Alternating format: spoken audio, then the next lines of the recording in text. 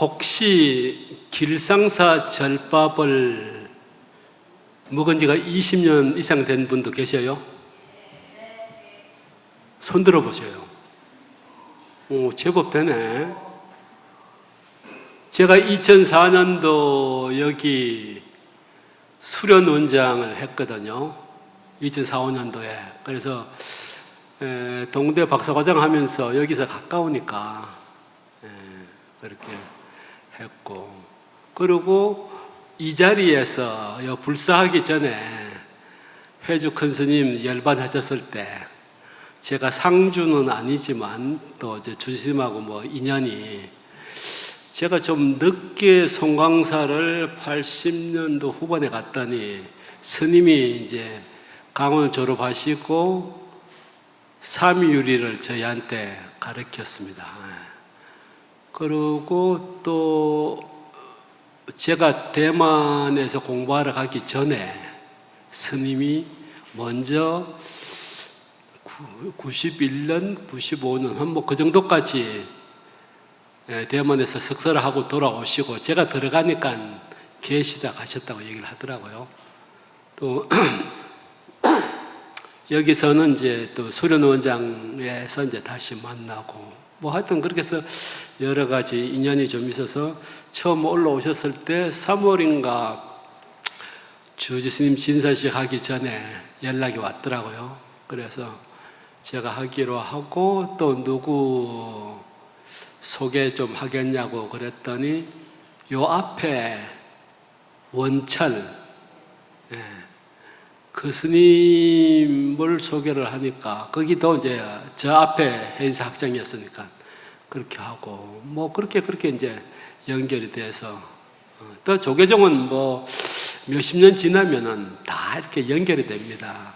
그러면 남전 스님은 뭐 포교일선에서 부장하시지, 또 주지 스님, 그 다음에 또 일묵, 그 스님도 저희가 해인사 강사하실 때 서울대학교 학생들이 12명이 출가를 순차적으로 했는데, 제일 먼저 하기는 88년도에 지산 스님이라고, 나는 누구인가 라이나 마이리시 책을 썼던 그 사람이 당시 서울대학교 학생회장을 했고, 그 이후에 이제 일묵 스님 몇 명이 이제 정전진 거사 뭐 대자유인, 그래서 거기서 이제 공부를 좀 하다가 결국은 해인사 백년암으로 출가를 했고, 뭐 그 이후에 순차적으로 여러 명이 했는가 보더라고요. 그래서 그렇고, 그 다음에 요 마가 스님은 저기 초기불전 수행으로 유명하고,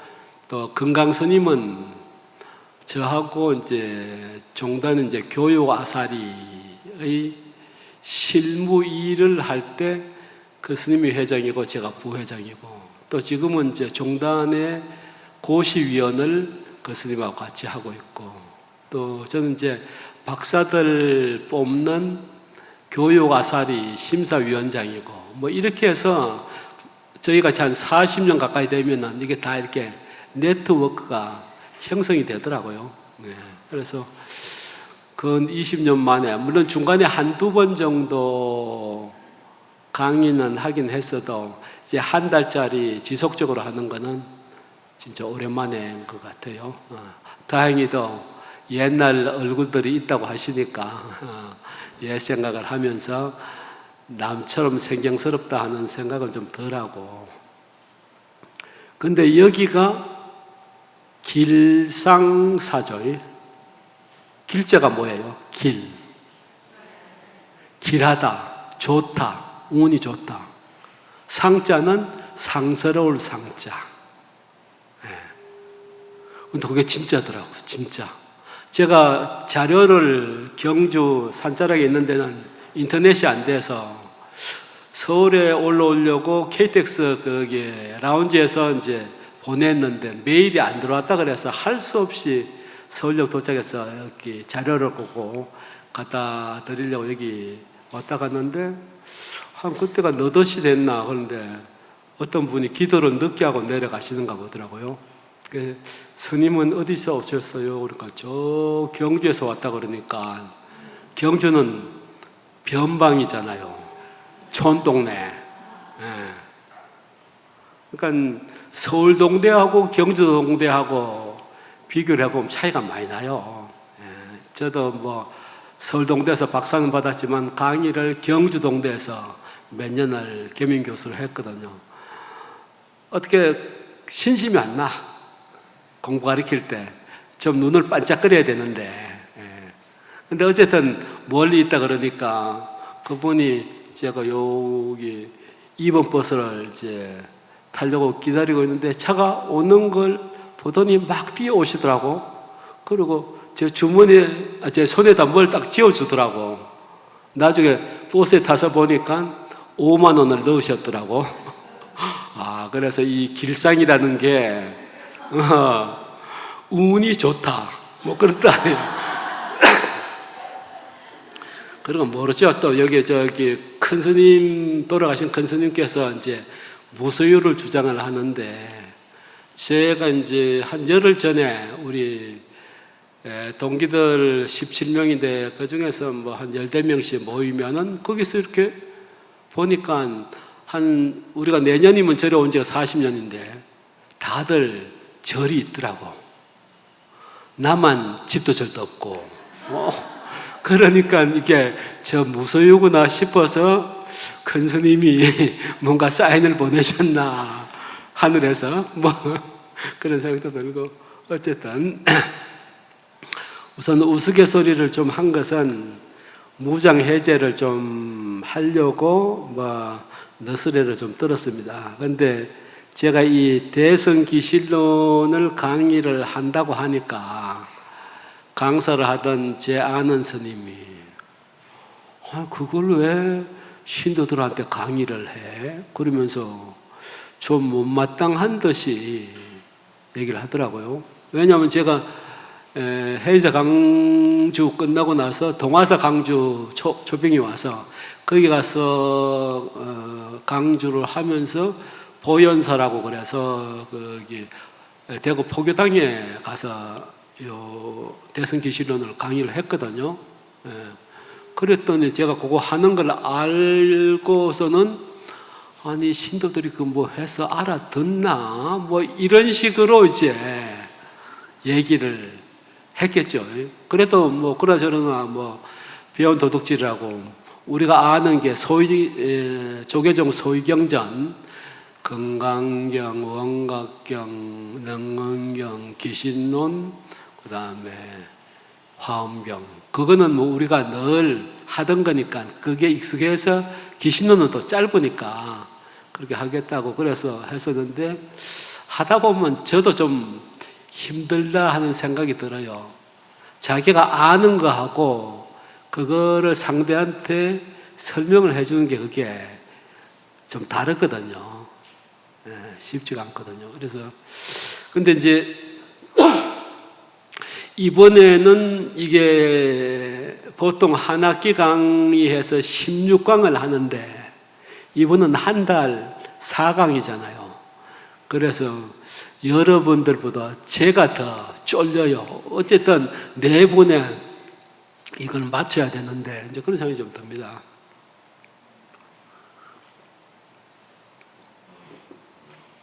그리고 제가 이제 봄, 가을로 이제 조계사 선학대학원 설림원이라고 있는데 거기는 불교대학 끝나고 또 갈 데가 없으니까 또 공부를 더 하고 싶어서 올라오거든요.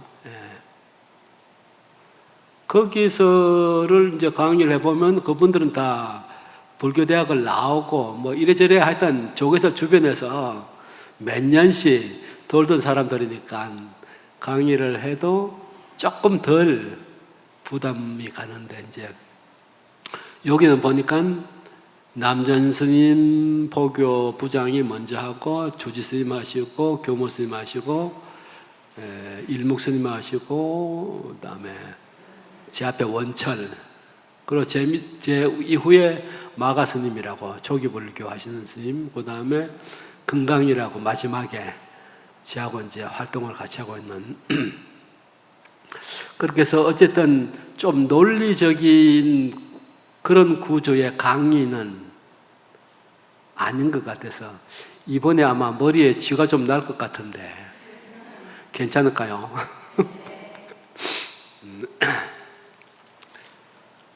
대충 이제 너스레는 이제 요 정도 떨고 이제 한번 볼까요? 그리고 이제 제가 이 자료를 맨날 며칠 입력하느라고 눈도 침침한데, 근데 이제 그 설립문 강의를 해보니까 한 학기에 서너 강좌가 되니까 매번 책 사는 것도 부담이 가는 것 같더라고요. 2, 3만 원씩 하니까 한 권에. 그래서 요거는 내가 필요한 텍스트 부분은 제가 입력을 해야겠다 싶어가지고 입력을 했습니다. 근데 제가 한 30년 전에 이제 96년도까지 해인사 강사를 하고 새로운 전기를 마련해야겠다 해서 이제 유학을 시작한 게 중국에서 1년을 하고 거기는 또 불교가 그 당시는 없어서 그 공사가 되면서 다 대만으로 넘어갔거든요. 거기서 한 5년 공부하고 그 다음에 마지막에 일본에 문헌학을 하는 데서 이제 마무리를 하고 이제 들어왔는데 어쨌든 이 공부하는데 제가 그 당시에 중국어 백화문 교재를 지금도 기억을 하는데 요새 현대 젊은이들은 세 가지를 해야 된다 그러거든요. 제가 이제 본토 바람으로 조금 비싸게 할게요. 컴퓨터, 또 오토모빌, 그 다음에 랭귀지.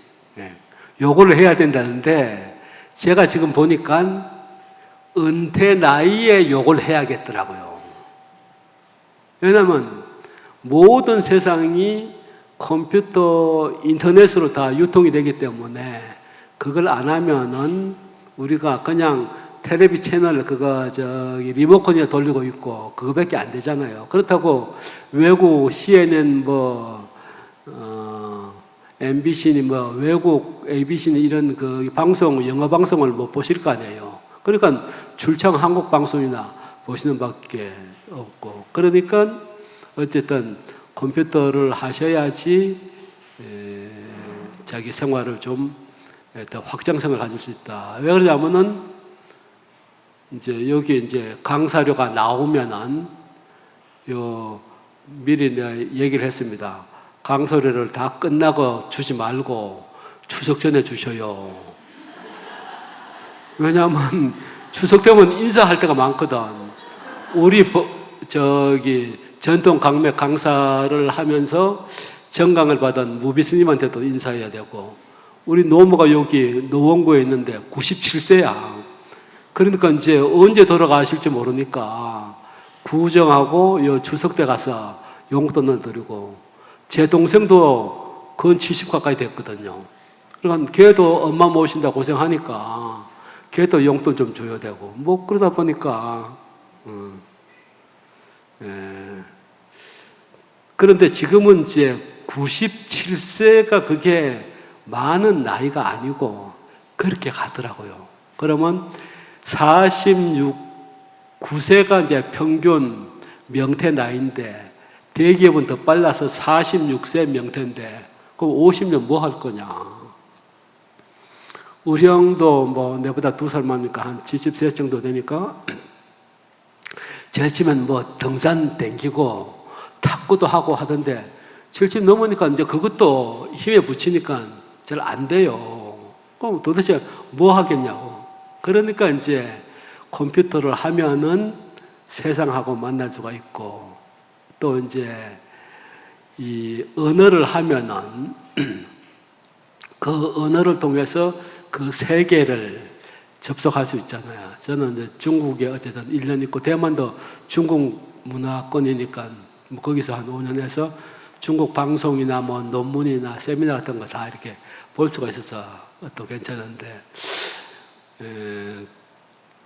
또 이제 70 넘으면은 이 눈을 쓸 수가 없어요.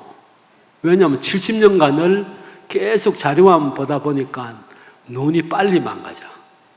그래서 요새 유튜브에 아스트라잔 그래가지고 뭐 비타민 C의 6,000배 그게 막 그 나오길래 얼른 그거 지금 사다가 지금 한 달 좀 넘게 먹고 있는데, 어쨌든 그거 실명될 수도 있으니까 제가 어쨌든 눈을 보호를 해야 되기 때문에 이제 그렇게 하고, 그리고 이제 안근을 우리가 많이 썼기 때문에 이제는 이근을 좀 써야겠다. 능언경에도 보면 이제 육근에 이제 공덕이 있어서 안근은 뒤쪽을 못 보니까 800의 공덕이 있고, 이근은 전방위로 다 들을 수 있으니까 1200 공덕이 있다. 먼저 그런 얘기가 있는데, 눈을 너무 많이 썼으니까 이제는 귀로 들으려고 잘 안 보일 걸 생각을 해서, 그래서 아침에 일단 일어나면은 한 2-3시간 정도는 영어 방송을 쭉 듣습니다.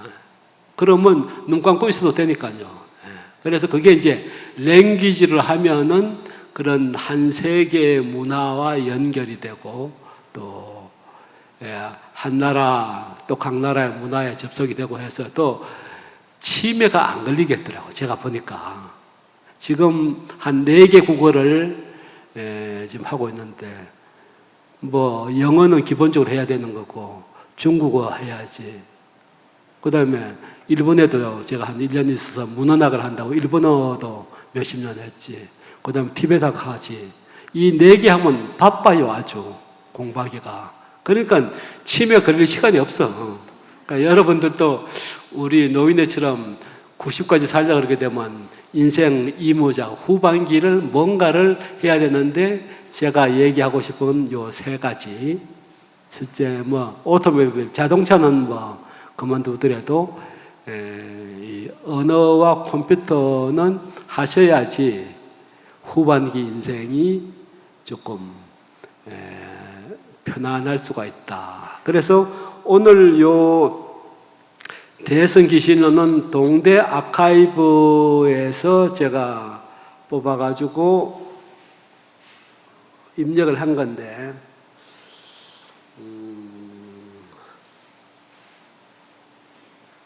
혹시 요 핸드폰 있으세요? 핸드폰? 그럼 한번 꺼내 보셔요.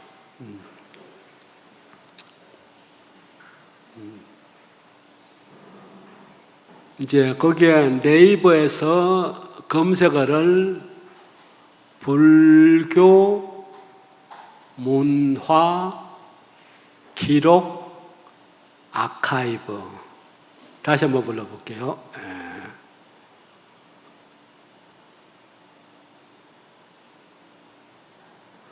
불교 문화 유산 아카이브 떠요? 그러면 제일 위에 메인 불교 학술원 아카이브 이렇게 나오죠. 그럼 그걸 한번 눌러보세요. 이게 이제 위에는 동국 EDU, 그래서 동국 에듀케이션 대학을 얘기를 하는 거거든요. 그걸 딱 한번 누르면은 제일 위에가 불교 기록 문화 유산 아카이브, 그래서 통합대장경, 한국불교전서, 신집문헌, 고려교장, 뭐 변상덕, 근대불교잡지, 뭐 이렇게 자료가 엄청 이제 많이 있습니다. 그 중에서 통합대장경을 한번 눌러보세요. 그러면 저기 전체 밑에 가나다라 이렇게 쭉 나오죠. 그러면 우리가 할 게 대성 기실론이잖아요. 그럼 디귿다를 한번 딱 눌러보세요. 그리고 쭉 이제 가나다 순으로 이제 다라, 달마, 담무, 당호, 대길, 대당, 대명, 대반, 대방, 그 다음에 시옷 나올 차례인데, 이제 더 내려가면은 대성 가야산정경, 대성 광백, 그 다음에 대성기실론 찾았어요? 거기가 이제 두 개가 있습니다. K616하고 K623인데 요거는 이제 K는 고려대장경 코리아 트리피타카, 그래서 고려대장경이고, 대성기실론이 이제 진제가 번역한 것이 치면은 1권이 나와요. 그 밑에 K623은 누구야? 한번 쳐볼게요.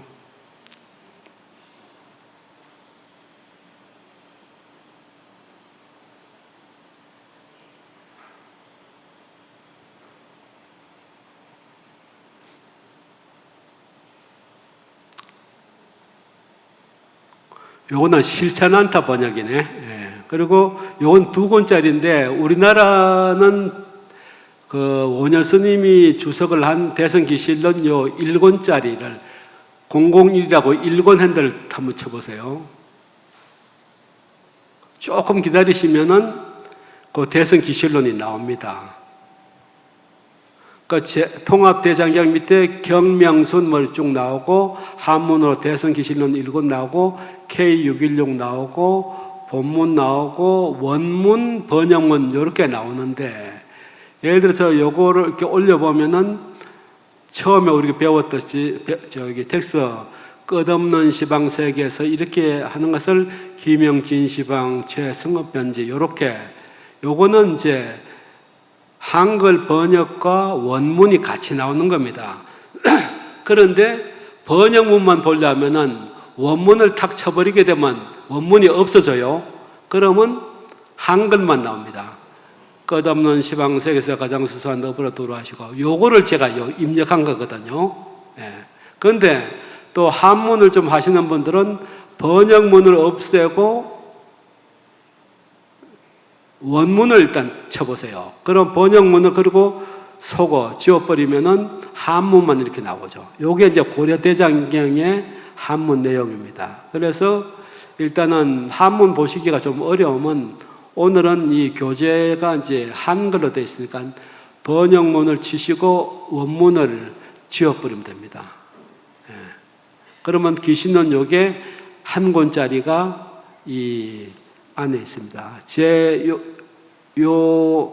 요즘 스마트폰이 보통 한 50에서 100기가 정도 되거든요. 그러면 여기 대장경이 150메가바이트 정도밖에 안 되니까 대장경 수천 권을 이 폰에 쓸 수가 있습니다. 그래서 대만에서 한 것이 이제 시베타라고 해서 차이니즈 부디즘 일렉트로닉 트리피타카 아카이브, 그래서 CBETA 이렇게 해서 많이 이제 유통되는데, 나중에 시간 있을 때 네이버에서 시베타라고 딱 치면은 아까 거기 기록 아카이브 하듯이 그렇게 뜨면은 그걸 다운받으면 여기 앱에 고려대장경을 모본으로 해서 일본에서 한 게 신수대장경인데, 그게 언제든지 다운받은 상태에서 자기가 원하는 것을 볼 수가 있습니다. 근데 그게 이제 한문이다 보니까 저희 같은 학자들은 괜찮은데, 이제 그런 게 조금 어려울 것 같아서 한글로 이제 동국대에서 2012년부터 작업을 해서 지금 이렇게 한글 대장경 책으로는 300권이 완간이 됐거든요. 워른 스님 제가 하실 때. 예. 그런 걸 전산화 작업을 해야겠다 해서 한 것이 요거니까, 기록, 불교 문화 유산 기록 아카이브를 딱 치면은 요게 나오니까, 요거 말고도 금강경을 치고 싶으면 금강경 기억에 가서 찾아봐도 되고, 이런 식으로 쭉 하시면 자기가 원하는 것을, 고려대장경 한글로 번역된 것이 다 요 안에 그래서 있습니다. 손 안에 매직. 그래서 이런 걸 조금 활용하시고, 혹시 여기서 집에서 컴퓨터에서 메일을 보내고 받고 하실 수 있는 분 손 들어보세요. 너무 적은데. 컴퓨터를 조금 하셔요. 여러분들 중에서 이제 절에 오면은 뭐 여러 가지 기도 수행법이 있는데 사경이라고 있거든요. 사경. 근데 요즘 같은 시대에 사경을 하면 좋은데 그게 잘 안 돼요. 그래서 저는 이제 노트북에 이렇게 창을 열어가지고 인터넷이 되는 지역에는 창을 2개를 이제 분할을 해가지고 위에는 이제 원문 한글이든지 한문이든지 넣고 밑에 창에는 이제 제가 입력을 하고 이렇게 하면 이게 일종의 디지털 사경, 기계로 사경이 되는 거거든요. 그러니까 여러분들은 뭐 컴퓨터를 안 하는 세대가 치더라도 앞으로 세대들은 컴퓨터에 놀자, 거기서 노니까 그렇게 해서 디지털 사경을 할 수 있는 쪽으로 가는 게 내가 보기에는 앞으로 미래 세대의 사경이 되지 않나. 사경이 뭐 여러 가지 이제 공덕이 있습니다. 어쨌든 그런 식으로 하면 좋겠다 싶은 생각이 있어서 컴퓨터도 하시고 또 외국어를 하나 정도 더 하시면 치매도 안 걸리고 다른 외국 문화도 볼 수도 있고 하거든요. 뭐 그렇게 하시면 좋겠다 싶습니다. 그러면 이제 텍스트를 이제 설명을 하자 그러게 되면은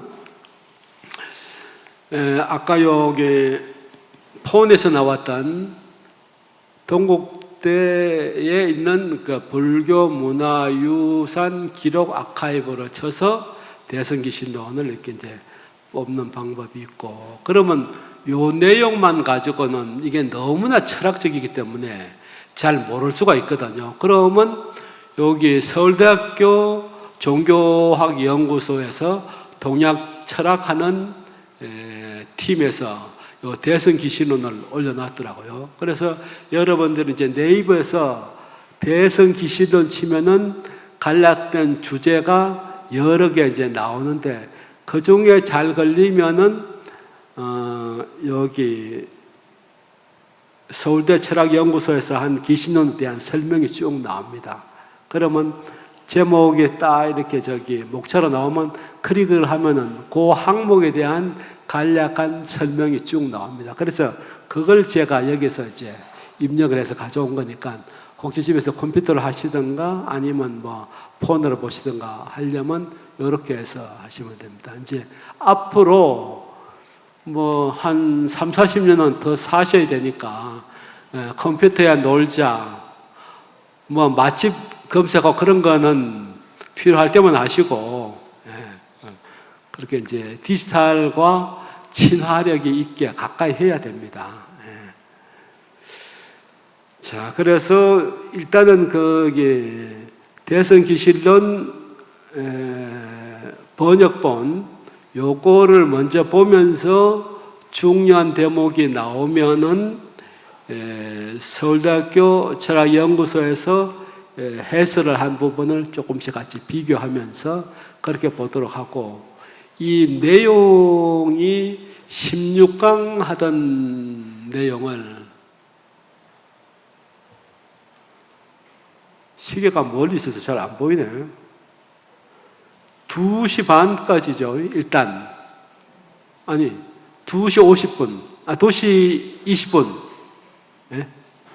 2시 20분 하고, 좀 쉬었다가 또 50분인가? 1시간 하고. 아니면 반에 쉬어요? 20분에 쉬어요? 지금까지.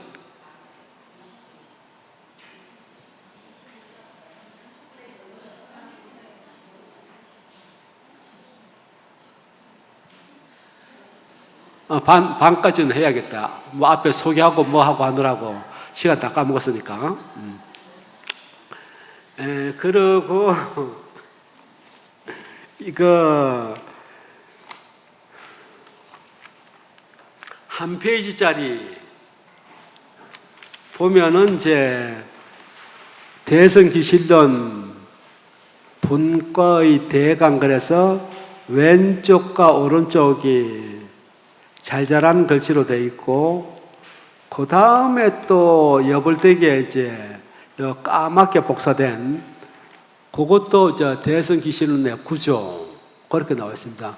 요것을 옆에다 두고 이제 내비라고 생각하면 됩니다. 요 과판이 과목을 판단한다 그래서 과판이라고 하는데 요게 이제 그런 역할을 하죠. 원래는 제가 거기 동화서에서 했듯이 이 전지로 된 과판 이거를 드릴까 하다가 지날까 봐서 내가 조금 참았습니다. 그래서 조금 간단한 걸로 과판을 했으니까 그걸 보면서 가면은 길의 흐름을 잡을 수가 있습니다. 그래 내비라 생각을 하시고 그러면은 이제 혹시 뭐 대성기실론 책 사신 분 있어요? 다 맨입으로만 댕기는가 봐. 내가 잘하긴 했네. 어쨌든 눈뿌리가 아프도록 입력을 뭐 조금 빨리는 하는 편인데 오타가 많이 생겨도 저 혼자 보는 건 굳이 교정을 안 봐도 되는데 여러분들한테 가는 거는 한 번이고 두 번이고 교정을 안 보면 뭐야 도대체 성의 없이 그럴까 봐서 할 수 없이 그렇게 교정을 본 저건데 요 대성기실론을 책을 사셨다니까.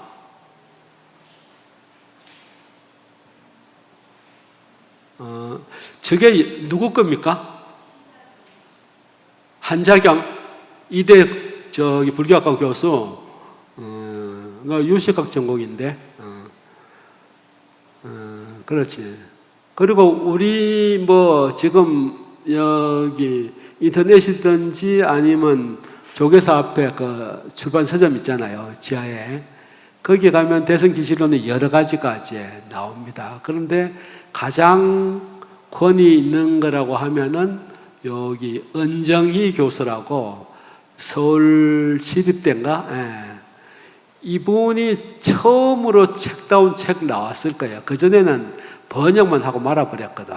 그런데 이 사람은 대학 교수다 보니까 밑에 주석을 다 달았어요. 그리고 자기가 모르는 거는 중국 해원 스님이 주석은 이렇게 하고 법장 스님은 이렇게 하고 하면서 그 주석을 밑에다가 다 달았기 때문에 굉장히 비교가 되는 거죠. 그래서 요게 이제 저는 그 11번가나 쿠팡에 네이버 같은 데 10,000원에 나와 있잖아. 9,500원인가. 그래서 부담 주기 싫어서 동화서에서 할 때 이거 사세요 했는데 이 내용을 모르거든요. 싸고 이제 이렇게 얄팍하니까 뭐 사라고 그랬는데 이게 정말 쥐약이더라고 보니까. 왜 그러냐면 93년도에 처음으로 90년도 그때 나왔을 때 제가 93년도부터 해인사에서 강의를 했거든요. 그래서 좀 자세한 책이 없나 했더니 마침 은정희 교수의 대성기신론 그게 있어서 그때 잠깐 봤고 우리는 이제 한문으로 항상 가르치니까 그거를 조금만 참고하지 볼 시간이 없었다가 뭐 작년에 이제 동화사 강의한다고 인터넷 쇼핑에 거기 있다. 그러니까 싸니까 사셔요 했는데 내가 참고로 가르치려고 봤다니 이게 무지하게 어려운 것이 원효 스님이 이제 천재라는 얘기를 우리가 보면 이제 할 수가 있는데 그 내용을 요 교수가 본문 다음에 원효 스님의 내용을 압축해서 써놨더라고. 이제 우리 같이 몇십 년 이제 한 사람들은 제법 내용이 짬씩 잘했네 이렇게 하지만 이제 처음 하는 사람들은 은정희 교수가 30년 전에 했던 그 두꺼운 본을 보는 게 훨씬 편할 겁니다. 그래서 요게 일단 싸니까 대선기신론 강의 그래서 은정희라고 되어 있는데 나중에 요 4강 끝나고 조금 더 공부를 해야겠다는 생각이 있으면은 요 가지고 복습하는 식으로 보면은 조금 정리가 될 겁니다. 근데 처음부터 요걸 가지고 덤비면은 머리가 지나니까 제가 보기에는 저기 동화사 있을 때 그거를 추천을 해놓고도 바로 후회를 했습니다. 가르치려니까 가르칠 수가 없어. 내용이 너무 이제 심오해서 원효 스님의 이제 주석서다 보니까. 자, 그러면 이제 아까 여기서 불교 학술원 아카이브에 보게 되면 해제가 나옵니다.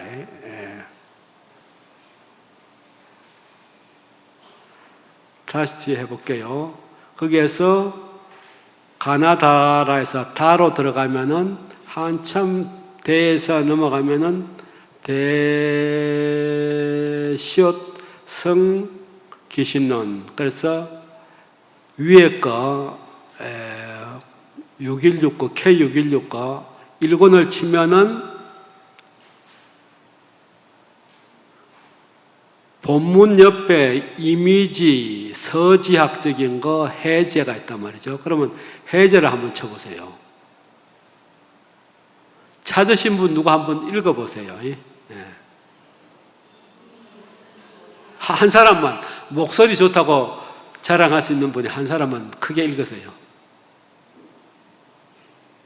저분이 반장 아니에요? 반장님 누구세요? 그럼 책도 사고 했으니까 까짓 거 한번 읽어보세요. 큰 소리로.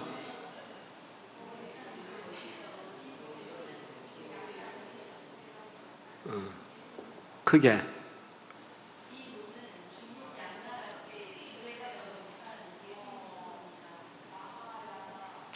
변명은 그렇다 치고,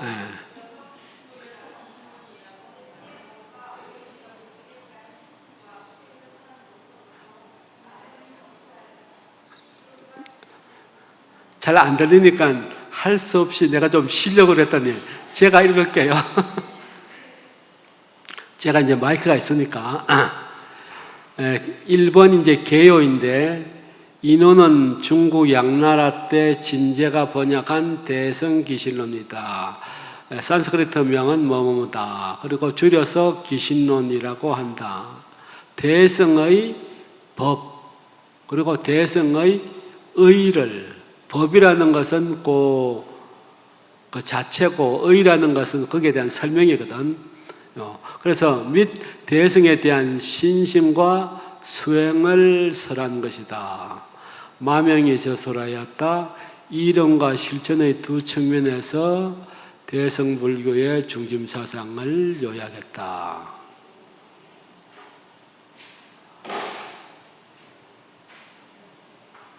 그러면 이제 다 하려면 시간이 걸리니까 성립과 한역 뛰어넘고 이건 서지학적인 부분이니까 주석서와 이역본도 건너뛰고 구성 내용을 읽어보겠습니다. 네 번째. 총 1권으로 구성된 이 경은 이 논의 조직은 제1편이 인연분, 2편이 이보이분, 3편이 해석본, 4편이 수행신심본, 5편이 권수이익본으로 되어 있다. 인연분에서는, 인연이라는 것은 뭐 이 글을 쓰게 된 인연, 그런 뜻이죠.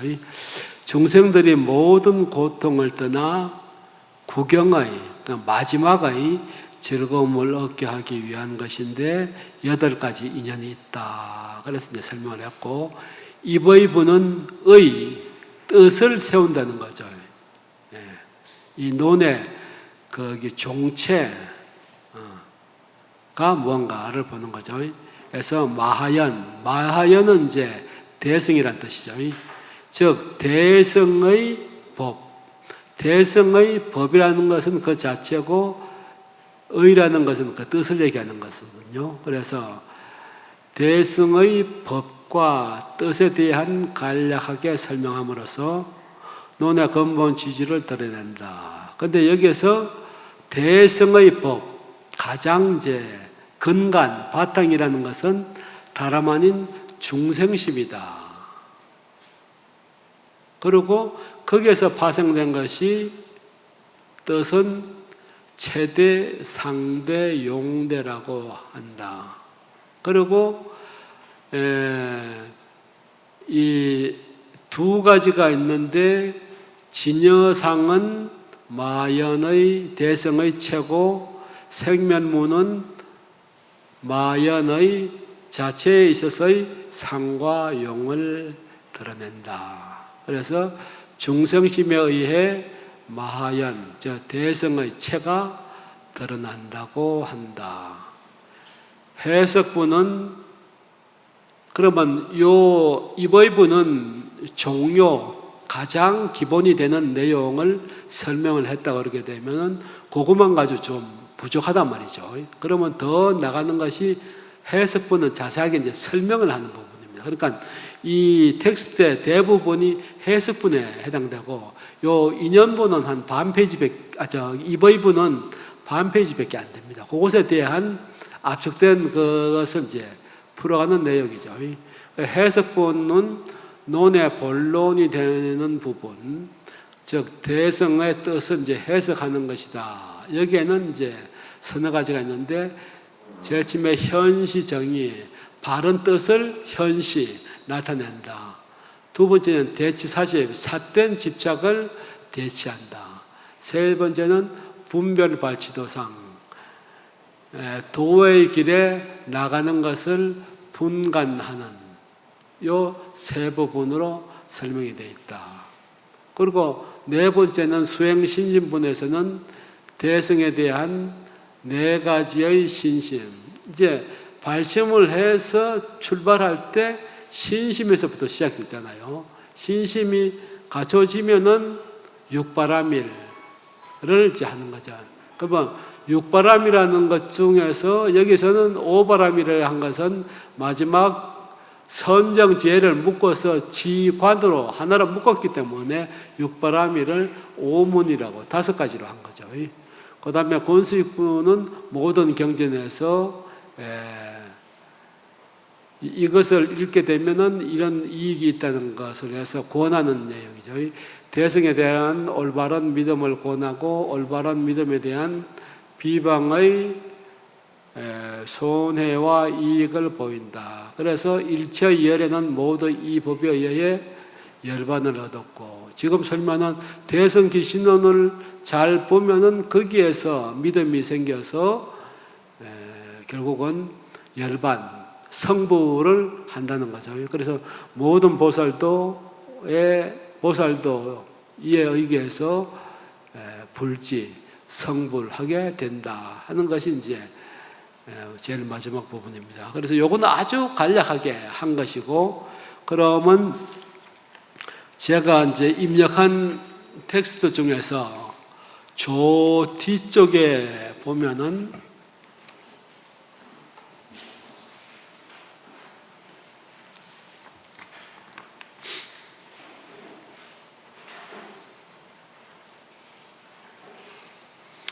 (28쪽부터) 요 은정희 교수의 대성기실론의 해제를 제가 한 16페이지 분량 되는 거를 실어놨으니까 조금 쉬었다가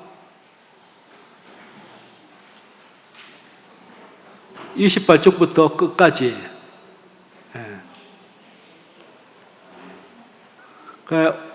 두 번째 시간은 뭐 요구하다 보면은 거의 끝날 것 같아. 그리고 다음에 이제 2회차, 3회차, 4회차는 본문을 여기 서울대학교 철학연구소에서 한 거하고 같이 맞춰가면서 한번 보는 걸로. 자, 잠깐 쉬었다가 하도록 하겠습니다. 자, 28쪽을 제가 좀 읽어가면서 중요한 대목은 조금 설명을 드리겠습니다.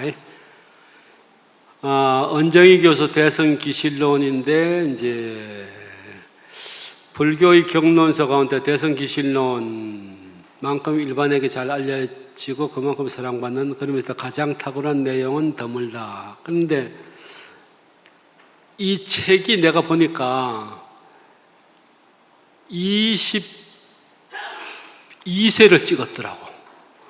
불교 서적에 이 정도 찍은 책이 없습니다. 한번 찍고 나면 수요가 없어가지고 절판되는 경우가 많아서 해인사나 뭐 도서관 장서가 3만, 5만 정도 되는 데는 남아있는데 나중에 개인적으로 살려고 그러면 지나간 책들이 없어요. 절판이 돼서. 그런데 이 사람이 90년도에 써가지고 2008년도에 이제 원본 두꺼운데 그게 한 400페이지 되니까 사람들이 너무 힘들어해요. 본인은 자세하게 한다고 했는데 그랬다가 요렇게 10,000원짜리로 낸 게 2008년부터 또 2014년도까지인가 했는데 또 8세를 더 찍었으니까 총 22세를 찍었으니까 이 엄청나게 절의 책으로 봐서는 공전의 히트라고 봐야 되죠. 그만큼 이제 이게 사람들한테 필요한 책이다. 물론 이제 어렵긴 해도. 그래 기신론은 대성불교 시대 후기에 나타난 불교 사상 가운데 가장 뛰어난 논서이다. 근데 요 상황 설명을 하자면 기신론 당시 인도에서 대립받고 있던 양대 불교 사상인 중간육가 학파를 종합시켜서 만든 거다. 그러면 이제 요거를 이제 불교 철학적으로 조금 설명을 하자면은 대성이 시작된 것이 부처님 이하 12대가 마명보살이고 1세기 정도 됩니다. 그 다음에 14대가 용수보살인데 이분들이 대성의 기반을 잡은 분이라고 보면 되죠. 그런데 마명보살이 뭐 AD 57년 뭐 그 정도에서 이 책을 만들었다고 그러는데 그럴 수가 없는 거예요. 왜냐하면 불교 철학서를 보면은 부처님하고 돌아가시고 100년까지는 부처님 분위기를 가다가 그 다음은 부파를 이제 쪼개지면서 이제 소위 말하는 소성불교가 20부파로 이렇게 나누어지잖아요. 그리고 이제 그것이 너무 자기 종과 중심으로 쪼개고 막 이렇게 하다 보니까 부처님 뜻하고는 다르다. 그래서 연기를 부처님께서 말씀하셨는데 그게 바로 대성으로 말하면 공인데 사람들은 이제 55위 75법 그래서 5 범주로 해서 75법으로 쪼개가지고 그게 실제하는 것처럼 자꾸 부파에서 설명을 하다 보니까 이것은 부처님 본뜻이 아니다. 그래서 부처님은 연기는 곧 대승말로는 공이다. 그런 식으로 한 것이 용수보살이거든요. 그러니까 용수보살이 한 100년, 150년 된 사람이면 마명보살은 2대 앞에 사람이니까 50년도 전후라고 봐도 되죠. 그런데 불교 사상으로 보면은 용수보살이 나오던 때가 반야보가 제일 먼저 나왔기 때문에 그걸 중간의 사상이 이루어졌단 말이죠. 그런데 중간에서는 계속 공을 얘기한단 말이에요. 아까 반야신경이 했죠. 마하반야 바라밀다 신경 관자재보살이 행신반야 바라밀다시 조견 오온개공 하고 도일체 고액 그랬단 말이죠. 그러면 이제 공이라는 것이 불교의 진리란 말의 그 표현입니다. 그러니까 어떤 데서는 진리를 공이라고 얘기하고 또 진여, 불성, 열반 이런 식으로 이제 계속 이제 얘기를 한단 말이죠. 그렇게 보면은 용수보살이 100년에서 150년 정도 기점으로 인해서 이제 중관 사상이 이제 생기기 시작했는데 계속 공을 얘기해요. 공. 일체가 다 공하다. 그러다 보니까 아니 우리 삶은 공이 아닌 것처럼 우리가 느끼잖아요.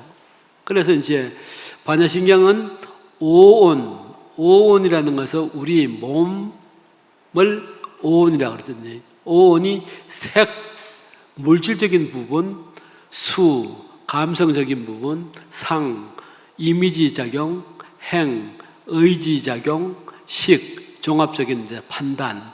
이렇게 해서 색, 수, 상, 행식이 모두 오온이 공하다. 그게 이제 진리의 모습인데 우리 이 몸뚱이 공하다고 안 보잖아요. 혹시 뭐 오늘 추하루라에서 보톡스나 필러를 좀 맞고 와야겠다고 한 사람도 있을 거 아니에요. 또 뭐 조금 재미난 법회를 할 줄 알았더니 뭐 강의식으로 뭐 대도 않은 어려운 머리에 지나는 얘기만 하고 있다. 뭐 이러면 짜증이 살살 올라오시단 말이죠. 그게 수란 말이죠. 감수작용. 그런 부분은 7월달 했던 일묵 스님이 초기 불전에 대해서 자세히 해 두셨잖아요. 근데 초기 불전은 그 낱낱 특히 우리 몸에 대한 것을 중심적으로 이제 했고, 대승에서는 일체 삼라만상 제법을 중심으로 이제 간다는 거죠. 어쨌든 그 용수보살이 공이라고 진리의 모습을 그렇게 이제 담았는데, 그러면 공을 자꾸 강조하다 보니까 그 학자들이 24공, 뭐 18공 이런 식으로 나오고, 공이라는 것을 최소한 4가지 해야 된다. 공하다는 그 공한 것도 공하고, 라고 생각하는 것도 공하고, 또한 그래서 공해야지 그게 완전 무교라고 철저한 공이다. 이렇게 공으로 가버리면은 우리 색, 수상, 행식의 이 오온을 갖고 있는 이런 걸로 생활하는 사람 입장에서는 그게 잘 납득이 안 가고 너무 이제 현실성이 없는. 그래서 옛날에 그 수자들 그 방에 보면은 오도자 마깁, 그래서 깨달은 자는 들어오지 마라. 상종할 인간이 아니라는 거지. 깨달았으니까 뭐 걸림이 없잖아요.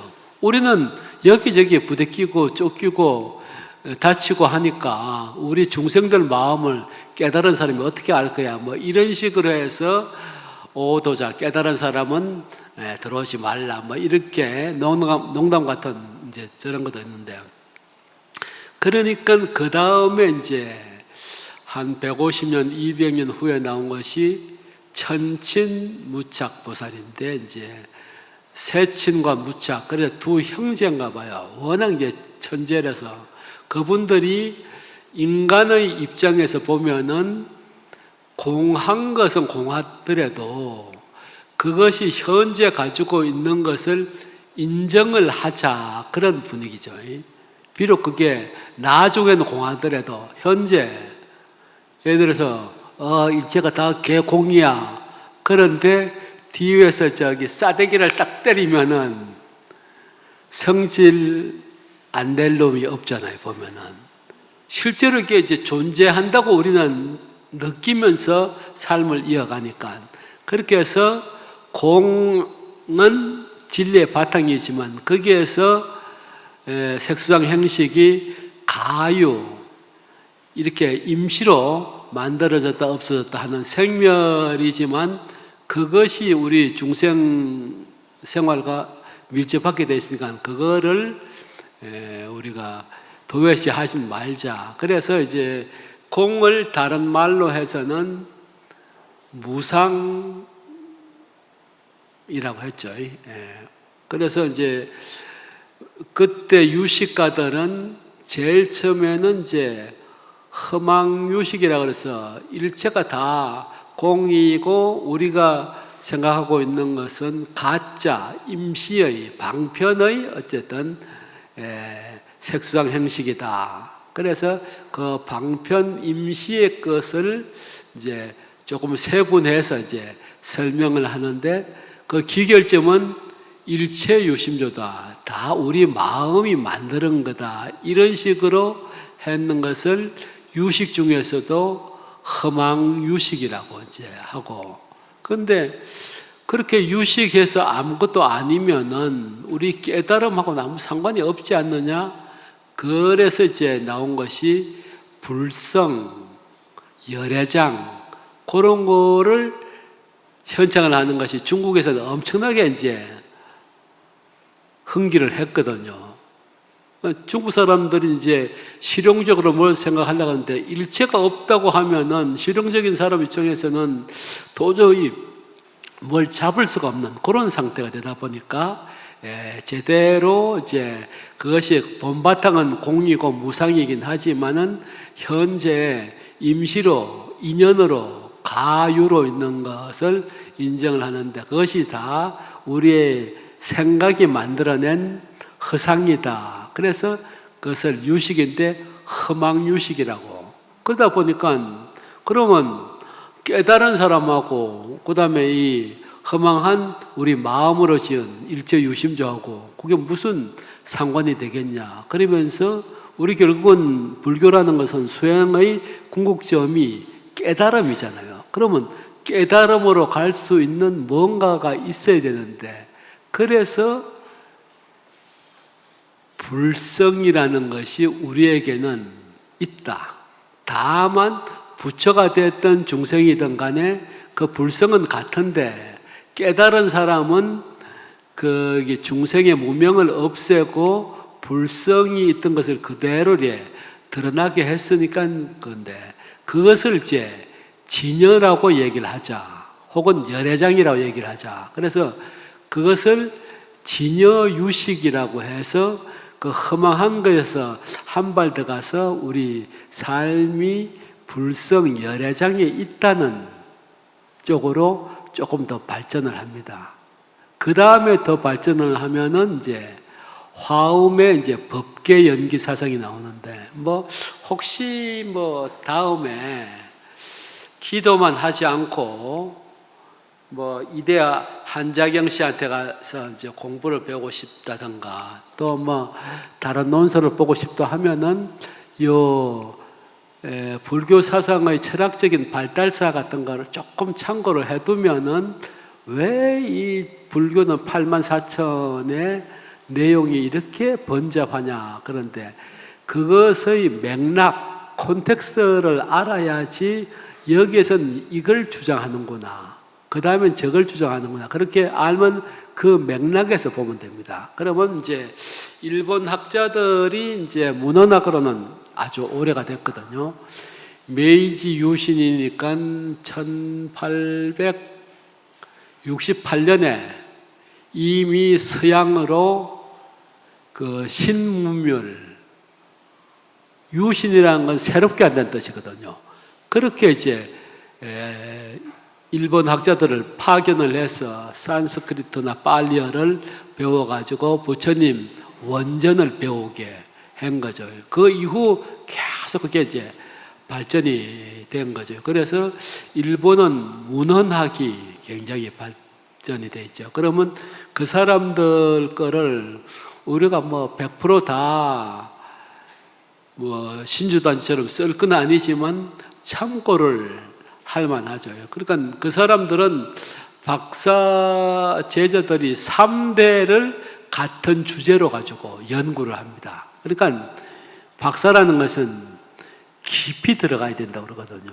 그러니까 1세대에 했던 지도 선생이 그냥 일반적인 창의적인 생각을 했으면 그 다음 2대의 박사는 그 주제를 가지고 깊이 들어가고 3대는 더 깊이 들어가고 그래서 깊이 들어간단 말이죠. 그래서 일본이 이제 문헌학이 좀 세고 우리나라 그 교수들 상당 부분이 일본 문헌 없으면 거의 학술지 등재지에 논문을 못 쓸 정도로 많이 의지를 하고 있죠. 거기서 탈피를 해야 되긴 하지만 심지어는 대만 불광사에서 보면 1세대들이 다 일본에 가서 유학을 하죠. 우리나라도 일본 가서 유학을 많이 했고 심지어는 중국의 요즘 사람들도 개방이 되면서 일본 유학 간 세대들이 제법 많이 있습니다. 그렇다면 어쨌든 동아시아에서는 일본에는 그 문헌학 깊이가 상당히 있다. 이제 그렇게 보면 된다. 그 사람들이 불교를 나눌 때 크게 두 가지로 나눠져요. 하나는 실상론, 그래가지고 실제 진리 그 자체를 얘기하는 경전류가 있는가 반하면 또 한 군데는 연기론을 중심으로 해서 현상의 생멸하는 걸 중심으로 한다.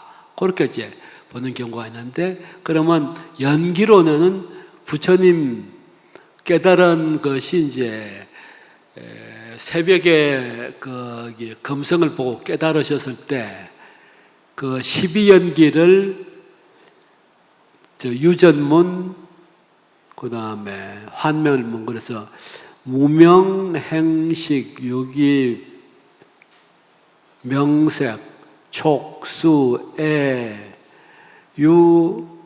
치, 유, 생, 노사이라 12연기를 우리 윤회를 하게 된 인간 존재가 과거, 현재, 미래 이 양세대에 걸쳐서 윤회를 하는구나.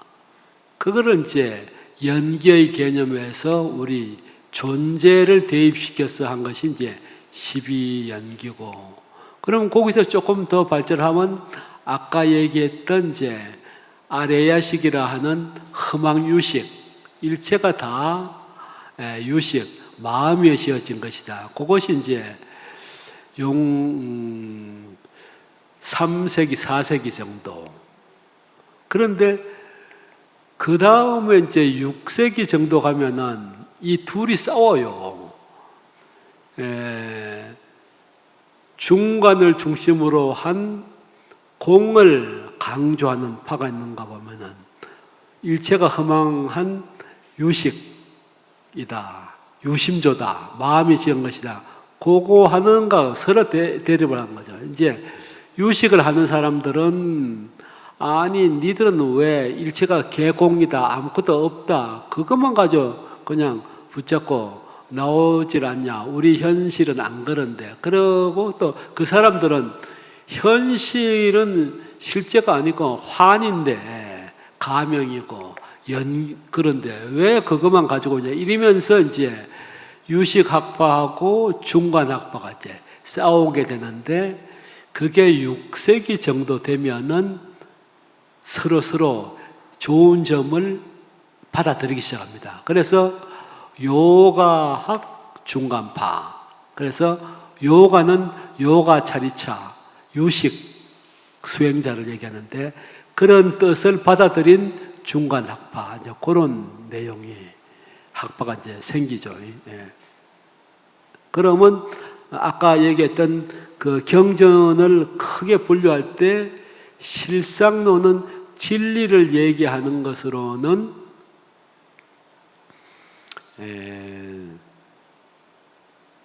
반야견 계통이 공을 다 얘기하니까, 공은 진리 열반의 내용이라고 그랬잖아요. 그런 쪽으로 하는 것인데, 법화경이 이제 그런 법성, 법계의 성품을 갖추고 있다. 그래서 법화경도 그 종류에서 가는데, 이쪽 그 연기론 쪽에는 부처님 당시에는 12연기나 연기를 가장 주된 모습으로, 진리의 모습으로 했고, 그 다음에 더 나가서 이제 아레야식, 우리의 의식의 집합체인 아레야식에서 모든 것이 나왔다가 없어졌다, 저장된다. 그래서 그것을 아레야식 연기라고 그러고, 그 다음에 그 아레야식 연기는 다 허망하다고 해버리니까 우리가 수행을 해서 더 나가려고 그렇게 되면 그 허망한 것을 극복을 해야 될 무슨 매개체가 있어야 되잖아요. 거기에 매개체로 나온 것이 진여다, 불성이다 하는 것을 차용을 해서, 진여 불성이 있는데 중생 범부들은 그것을 감춰져 있어서 잘 모르고 있고, 깨달은 사람은 그것을 다 실현을 한 사람이기 때문에, 그래서 그것을 진여 유심론 혹은 진상 유심론 혹은 뭐 열애장 유심론, 진여 유심론 이런 식으로 이제 얘기를 합니다.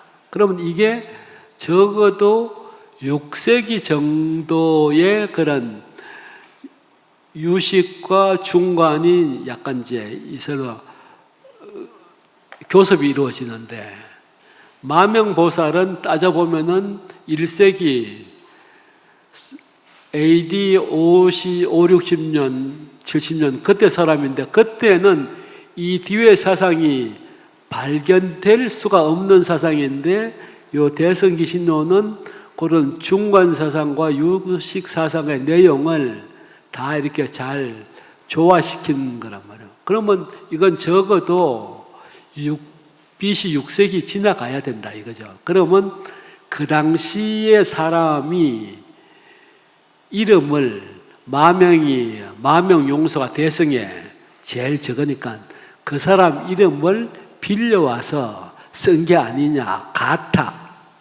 가짜로 의탁을 해서 쓴 게 아니냐, 뭐 이런 학자들 연구로는 내용상 그래요. 예. 이제 그런 상황에서 보면은 우리 원효 스님은 특징을 화쟁론이라고 그러잖아요. 서로 이렇게 쟁론하고 있는 것을 잘 화합하는 걸로 유명하거든요. 그러면 원효 스님이 보는 기신론하고 중국에서는 화엄종의 현수법장이라는 사람이 원효 스님보다 조금 아래예요. 왜냐하면 지엄 스님, 해원 스님 문화에 의상 스님이 원효 스님하고 친분이 있고 거의 동기격이잖아요. 그래서 중국으로 가려고 그러다가 지금 평택 지역 거기에서 해골물을 먹고 일체 유심조를 깨달았고, 그래서 나는 안 가도 되겠다. 뭐 다 얻었는데 뭐 굳이 배우러 갈 필요가 없잖아요. 그래서 당나라로 이제 의상 스님이 혼자 갔는데, 의상 스님이 지금 그 현수 법장이라는 스님의 선배 스님이죠. 그러니까 대성기신론 책이 온 걸 가지고 주석서를 냈는데, 그걸 상당히 참조를 해서 현수 법장이 진여 연기론 쪽으로 주석을 많이 달아서, 그래서 이제 기신용어는 이제 3대 주석서는 해원, 그러니까 현수 법장의 선배인 해원 스님, 그 다음에 해동서는 원효 스님, 그 다음에 화엄종 사조인 현수 법장, 요 세 사람을 쓰고 있는데, 우리나라는 전통적으로 원효 스님의 기신론 주석을 많이 이제 보고, 현수 스님, 그 법장 스님 기신론서도 4권이나 됐는데, 옛날에 좀 배우긴 했는데, 그건 약간 이제 축자적이다. 글자를 따라서 이렇게 분석하는 게 많고, 이 원효 스님은 콘텍스트에서 맥락을 딱 잡아서 키워드를 뽑아내는데 뛰어나죠. 원효 스님 뭐 저술이 뭐 100여 권이 넘는다는데 다 종요, 가장 종치가 되는 요체, 그런 걸로 많이 썼거든요. 그러면 이 맥락 잡아내는 데는 아주 귀신 같죠. 그럼 우리가 신문 같은 데도 그래요. 제가 여기 분당에서 박사하고 나서 이제 전을 좀 펴가지고 뭔가를 해봐야겠다 그래서 2008년도 송강사 강사를 조금 휴직해놓고 제주도 가서 딱 한 5, 6개월 만에 이제 박사 논문을 쓰고, 그래서 이제 2009년도 와서 이제 박사도 했겠다. 그 분당에다 이제 포기당을 이제 한번 열었단 말이죠. 그런데 그냥 알리면 안 될 것 같아서, 그래도 뭐 조금 캥기고 쪽팔리지만 철학 박사 뭐해 이렇게 썼는데 사람이 안 와.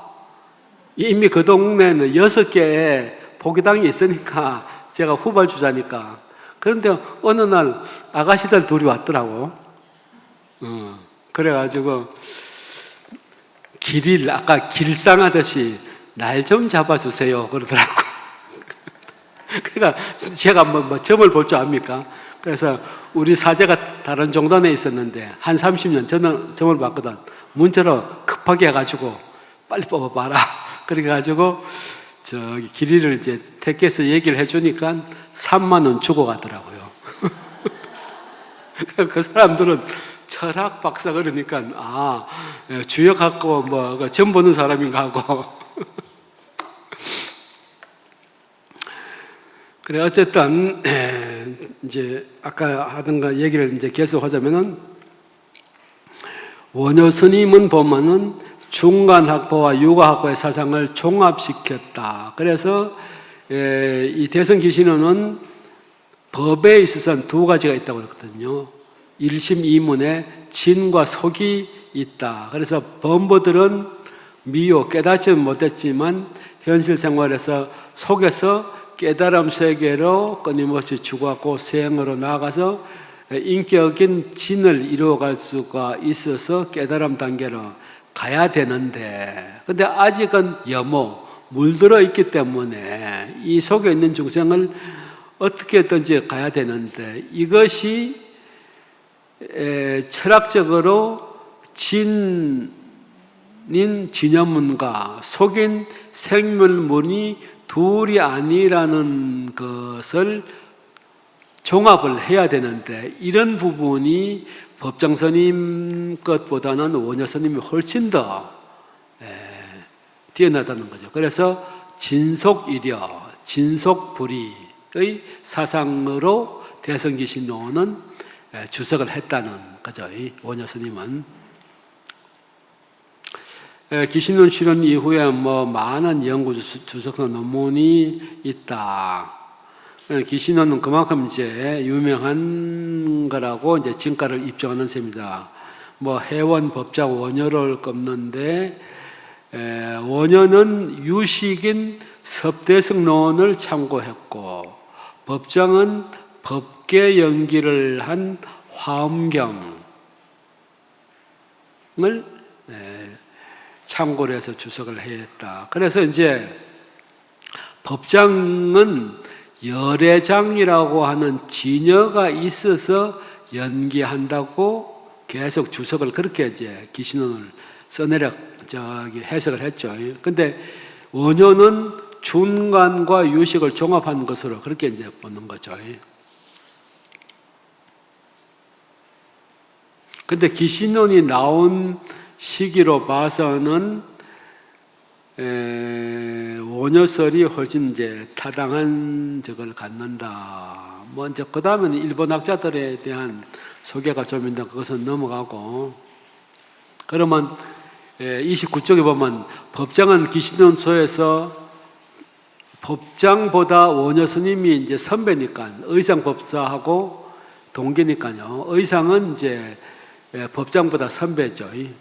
그러니까 이제 그 내용을 답습하면서도 원효가 주장했던 화생인 중간과 유시 종합 이런 걸 따지지 않고 별로 이제 따라서 쓰지 않고 자기가 바라던 열애장 진여 연기 쪽으로만 계속 주석을 달았다는 거죠. 어쨌든 열애장 진여 연기를 기원한다. 그런데 이제 화엄교학이라는 것이 이제 부처님 화엄교학이 깨닫고 21일 만에 이제 설하셨다고 되어 있는데, 그러면 모든 중생들에게도 열애의 덕성이 있다. 그래서 이제 열애장, 진여다. 그런 불성을 갖추어 있다. 그런 이제 생각을 가지고 진여 연기의 입장에서 주로 이 기신론을 썼다는 거죠. 은정희 교수는 한국 사람이니까 원효 입장을 들어서 뭐 이렇게 좀 썼겠죠. 그러면 그 밑에 보면 이제 기신론의 구조는 보면 1심 2문으로 되어 있는데, 1심이라는 건 한 마음, 뭐 깨달은 사람의 마음이나 아니면 우리 중생들의 마음을, 여기 1심은 우리 모두가 갖고 있는 마음, 중생심이라는 거죠. 거기에는 두 가지 문이 있다. 진리의 문인 진여문과 생멸하는 현상의 문, 이 두 가지로 있다는 거죠. 그러면 생멸하는 문 중에서는 각과 불각 두 가지가 있고 이걸 이제 아레야식이라고 한다. 그러면 우리가 이제 깨닫지 못했으니까 이것을 물들었다고 그러는 거죠. 연법. 그러면 깨달은 사람은 정법의 진여. 이런 것이 이제 어떻게 연기되는가를 설명하는 일심이문의 구조인데, 원효는 진여 생멸의 이문과 각 불각의 이의 차이점은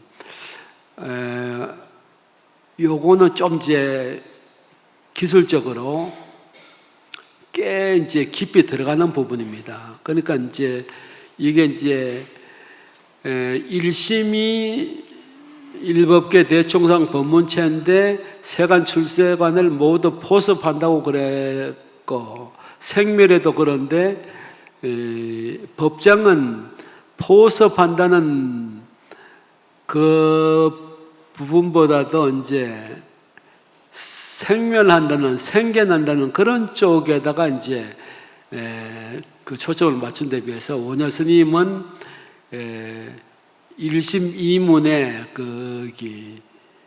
진여문이든 생멸이든 모든 것을 포섭하면서 모든 것을 낸다, 이런 식으로 주석을 했기 때문에 이렇게 차이가 있다고 보는 거죠. 그래서 30쪽으로 넘어가면은 중간단에 보면은 원효의 귀신의 성격을 세 가지로 규정할 수 있는데, 이만큼 원효 스님이 특징적이다, 이런 얘기를 세 개로 나누어서 썼는데, 요거만 보면 원효 스님이 한 그 내용에 대한 인식이 어느 정도 파악이 될 것 같습니다. 그럼 첫째,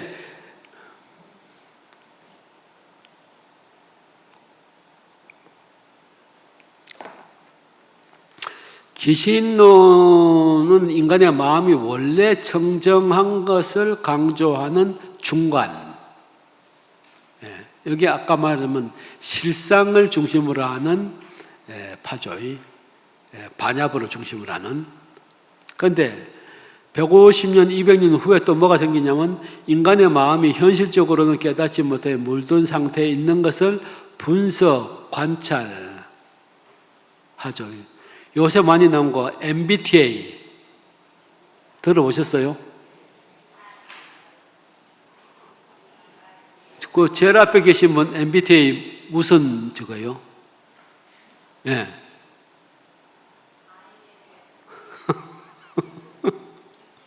근데 그게 지금 도울 선생이 주역 강의를 뭐 엄청 오랫동안 하고 계시는데, 주역이 이제 통계거든요, 일종의.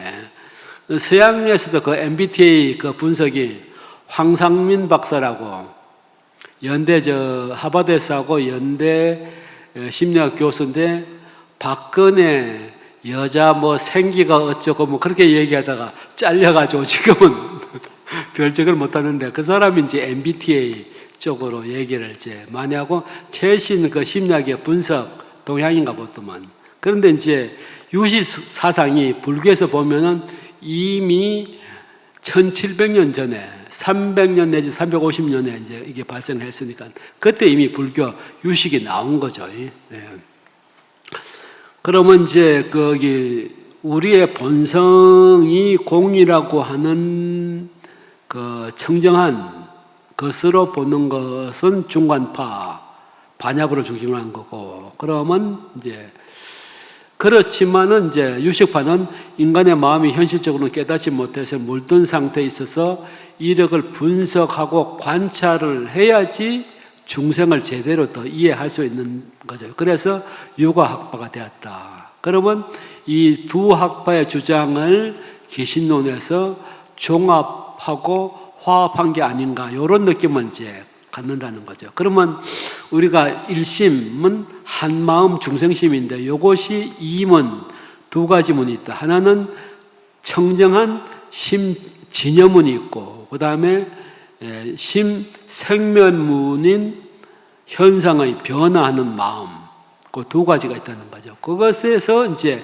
일심에서 이 두 가지가 있는데, 어떻게 따져보면은 중간의 실상론적인 진여 부분과 생멸하는 범부의 오염된 마음, 이것이 성격상으로 완전히 다른 것 같은데 이것을 이제 종합하는 내용이 1심 2문이라는 거죠. 그 다음에 둘째 원효는 요거는 이제 유식사상 중에서 앞으로 나오겠지만 9가지가 나오는데 3세 6주 세 가지는 아주 미세해서 요가차리자 육아수행에 들어가서 8식 정도까지를 볼 수 있는 사람들이 보는 저거고 보통 사람은 이걸 잘 모르죠. 그 다음에 이제 7식은 만화식이라고 해서 아라고 생각하는 그런 거하고 그 다음에 우리가 보통 생각하는 것은 거친 육식이라는 거죠. 그런데 원효는 3세 아레야식을 얘기해서 가장 깊은 3세, 그러니까 우리가 현대심리학에서 프로이드 융을 얘기할 때 이제 무의식은 알 수가 없다. 그 다음에 잠재의식, 그 다음에 이제 꿈의 해석 같은 데서 잠재된 의식이 돌출된단 말이야. 예를 들어서 뭐 앞에 두고 그러려고는 그러지 않은데 촌딱 같은 년이 뭐 이렇게 얘기하면은 대놓고 하면 욕먹으니까 막 저러다 너 고등학교 때 촌딱이었는데 요즘은 어떠냐 이러면 이게 칭찬인지 비난인지 모르잖아요. 요런 식인데 평소에 잠재의식에 촌딱이라는 거 그런 생각이 있었으니까 그게 무의식적에 나온단 말이죠. 그래서 이제 원효 스님은 이 잠재의식보다 더 이전 무의식 쪽 그런 쪽에 아레야식이 되어 있다는 것을 이제 주로 설명을 하면서 그 미세한 생각이 보이지 않는 데서 움직이는데 혹시 두부 만든 데 가보셨어요? 두부. 그럼 두유 만드는 거 보셨어요? 우리 회사는 먹을 게 없으니까 머리 깎는 날은 두부를 이렇게 쪄서 하는데 이 맷돌로 돌려가지고 두부를 만들거든요. 그런데 그 만들어가지고 해놓으면 부에 그것이 이제 거기 두유거든요. 그런데 두부를 만들려면 거기다가 간수를 넣어. 그러면 그 부에 아무것도 보이지 않던 것이 이렇게 엉켜지기 시작하거든요. 그러다가 나중에는 몽글몽글해지면은 그걸 채로 떠가지고 그 판에다가 맷돌을 넣고 이렇게 한단 말이죠. 근데 이미 몽글몽글해지는 거는 이미 눈에 보이는데 두유는 그냥 뿌열 뿐이지 두유가 보이지 않잖아요. 그런 상태를 무의식인 8식의 상태를 3세라고 그런다는 거죠. 너무 미세해서 볼 수가 없다. 그 원효 스님은 아레야식이 거기서 시작된다는 얘기를 많이 주장을 합니다. 그 다음에 세 번째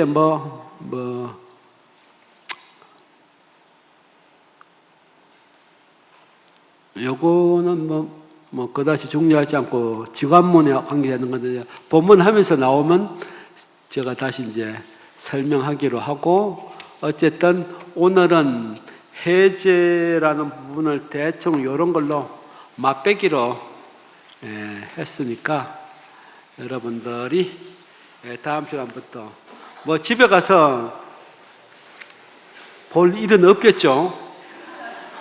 우리 초등학교 때 가방을 학교 갔다 오면은 방에다 던져놓고 바로 곡괭이 들고 먹을 게 없으니까 직회로 가거든. 그리고 그 다음날 또 그대로 들고 가. 여러분들도 그러지 않을까 그런 생각이 좀 들기는 합니다. 어쨌든 재미있게 해야 되는데 이게 재미있을 수 있는 내용이 아니라서